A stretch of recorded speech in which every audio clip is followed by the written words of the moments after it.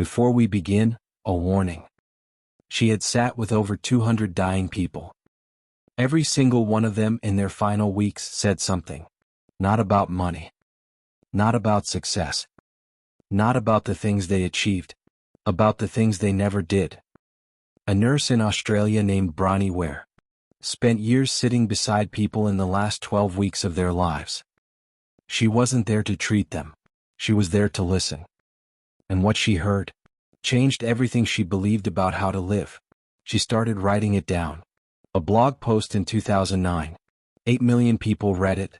Then a book, translated into 32 languages. But Bronnie wasn't the only one. Cornell University sent researchers to interview over 1,500 elderly Americans. Hospice nurses across the world began recording what they witnessed. And across every culture, every country, every age, every background, the same regrets kept appearing.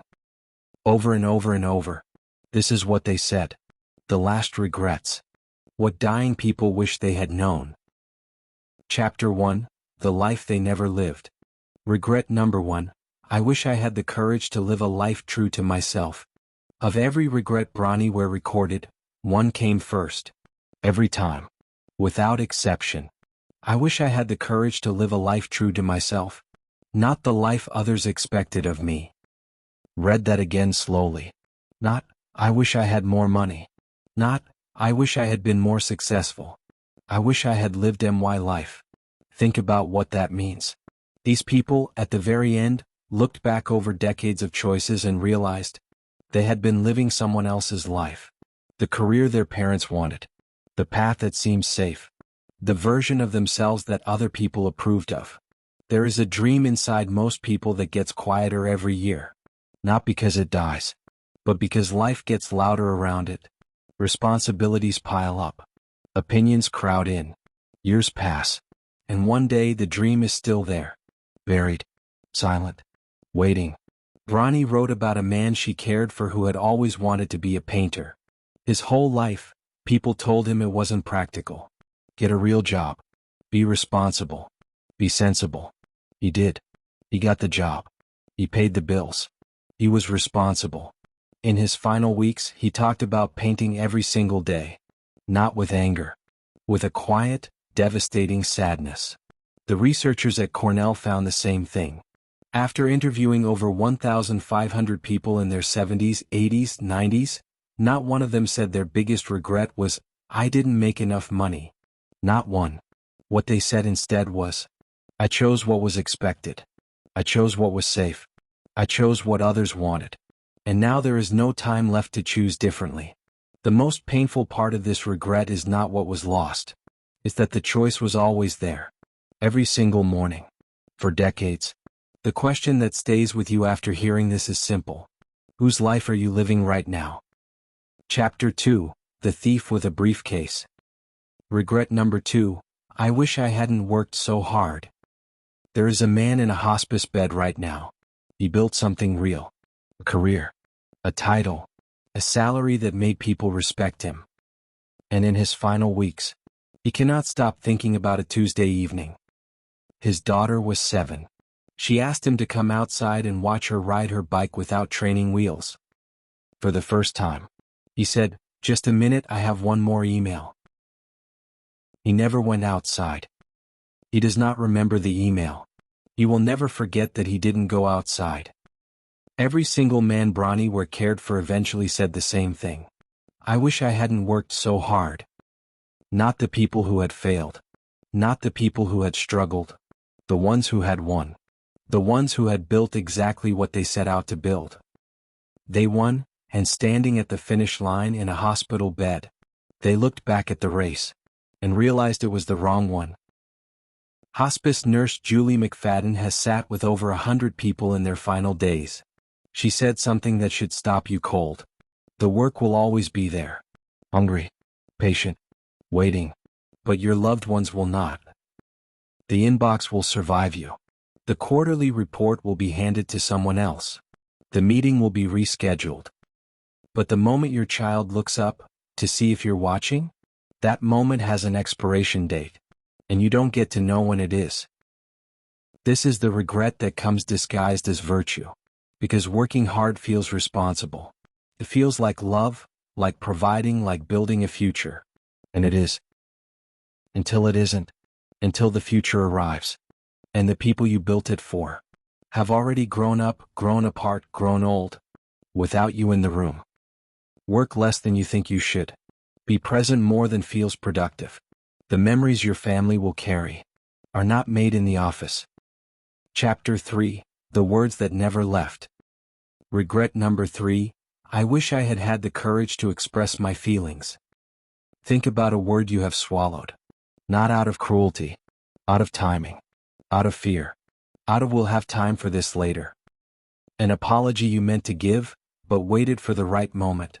And the right moment never came. A gratitude so large it felt almost embarrassing to say out loud.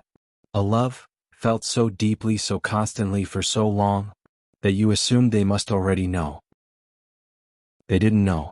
Not the way a spoken word lands. Not the way hearing it changes something permanent in a person. Bronnie Ware's third recorded regret. I wish I had had the courage to express my feelings. She watched people spend entire lifetimes choosing peace over truth, keeping relationships smooth instead of real, burying things that deserve to live above the surface. When researchers interviewed dying patients, they found something that broke the people conducting the interviews. In their final hours, patients didn't ask for their career achievements. They didn't reach for their diplomas or their bank statements. They asked for people. Specific people. By name. The sister. 15 years of silence after one argument. One argument neither of them could fully remember anymore. A father never properly thanked. A friend never told what they meant. A partner who died not knowing, not really knowing, the depth of what they were loved with. In hospices, chaplains describe spending hours, sometimes the very last hours anyone has, helping people say 4 sentences. For sentences they spent a lifetime swallowing. I love you. I'm sorry. I forgive you. Thank you. 4 sentences. That is the unfinished business of most human lives. And here is the truth that will stay with you long after this video ends. Once someone is gone, those words have nowhere to go. The love remains, but it has no destination anymore. You know exactly who you need to say something to. You've known for a while. Say it. Not when things are less complicated. Not when you've figured out the perfect words. Today. Chapter 4. The friend you meant to call. Regret number 4. I wish I had stayed in touch with my friends. There is someone you used to know. Someone who knew you before the career. Before the responsibilities. Before you became the version of yourself that you perform for the world every day. Someone who knew the real, unpolished, unbranded you. And you think about them sometimes. You mean to call. Something always comes up. Bronnie Ware's 4th regret. I wish I had stayed in touch with my friends. Notice what this regret is not about. Not enemies. Not people who hurt them. The good ones. The ones they loved. Lost to nothing more dramatic than the slow, quiet erosion of busyness. Friendships don't usually end with a fight. There's no dramatic scene, no final door slamming. No moment you can point to and say, that's where it broke. They end with a message sent tomorrow instead of today. They end with let's catch up soon, repeated 50 times, until soon quietly becomes never. One hospice nurse described a woman in her final days, who kept asking for a friend named Margaret, a friend she had lost touch with 40 years earlier. When the nurse asked if they should try to find her, the woman shook her head. She probably doesn't even remember me. But she had remembered Margaret for 40 years. We tell ourselves friendships can wait. Bills can't wait. Deadlines can't wait. Meetings can't wait. But the people who actually know us, they can wait. The dying know something we haven't learned yet. There isn't time. Think about the person whose voice you haven't heard in months. Or years. The one you'd call first if something happened. They are probably thinking about you too. Also meaning to call. Also waiting for a moment that keeps not arriving. Call them. Not after this video. Not this weekend. right now. Chapter 5. The happiness they kept waiting for. Regret number 5. I wish I had let myself be happier. This is the regret that surprises people, because it sounds strange. I wish I had let myself be happier. Let myself. Not, I wish happiness had found me. Not, I wish life had been kind.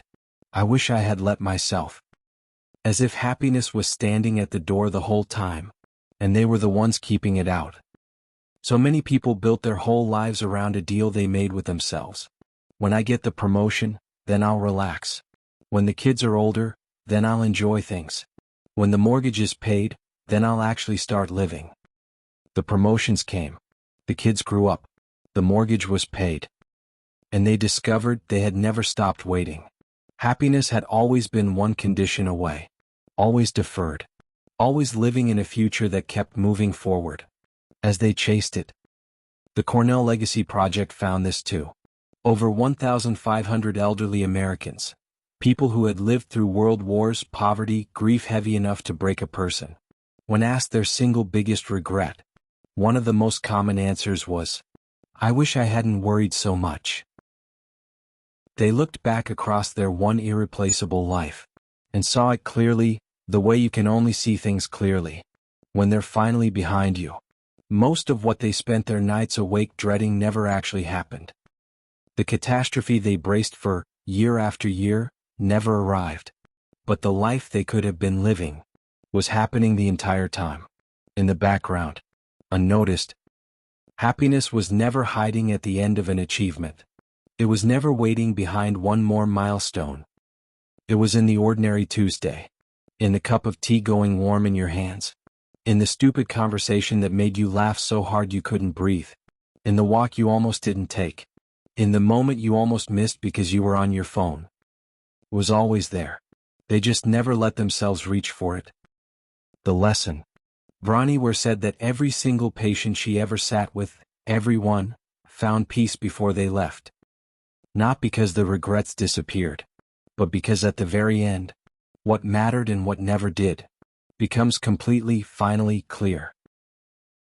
The tragedy is not that this clarity doesn't come.